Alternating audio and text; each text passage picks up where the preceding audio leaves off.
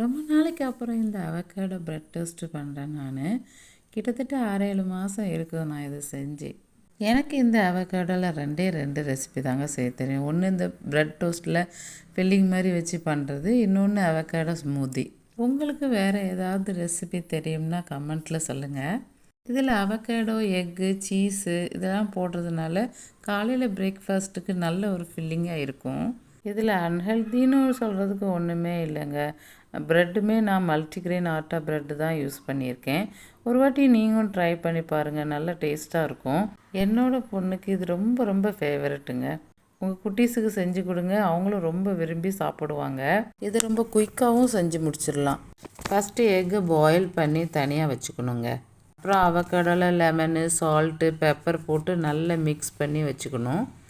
அப்புறம் ப்ரெட்டு நல்லா டோஸ்ட்டு பண்ணிக்கிட்டு அதில் அவகேடோ மிக்ஸை ஸ்ப்ரெட் பண்ணி வச்சுக்கலாம். நான் இங்கே மல்டிக்ரெயின் ஆட்டா ப்ரெட்டு வாங்கி வச்சுருக்கேன். உங்களுக்கு பக்கத்தில் என்ன ப்ரெட்டு கிடைக்கோ அதை யூஸ் பண்ணிக்கோங்க. ப்ரெட்டு டோஸ்ட்டு பண்ணுறதுக்கு கீ இல்லைன்னா பட்டர், இந்த ரெண்டுமே எதுனாலும் போட்டுக்கலாம். நான் வீட்டில் பட்டர் இல்லாதனால டக்குன்னு கீயை போட்டுக்கிட்டேன். ப்ரெட்டு நல்லா 2 பக்கமும் டோஸ்ட் ஆகிற அளவுக்கு மாற்றி மாற்றி போட்டு நம்ம டோஸ்ட்டு பண்ணி எடுத்துக்குவோம்.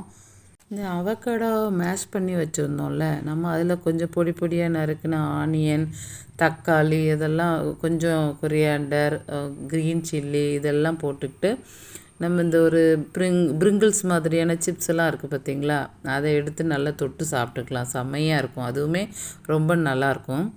நான் இதில் ஒரு வீடியோ எடுக்க மறந்துட்டேன். ப்ரெட்டு மேலே அந்த அவகேடோ நம்ம மேஷ் பண்ணி வச்சுருக்கோம் பார்த்தீங்களா, அதை நல்லா ஸ்பூனில் வச்சு எடுத்துட்டு நல்லா ஸ்ப்ரெட் பண்ணிக்கலாம். எல்லா பட்டர் நைஃபை வச்சு எடுத்து அப்புறம் ஃபுல்லும் ஸ்ப்ரெட் பண்ணிவிட்டு அதுக்கு மேலே நம்ம எக்கும், அதுக்கப்புறம் அதுக்கு மேலே சீஸும் ஷ்ரெட் பண்ணி எடுத்துக்கிட்டால் சூப்பரான பிரேக்ஃபாஸ்ட் ரெடி.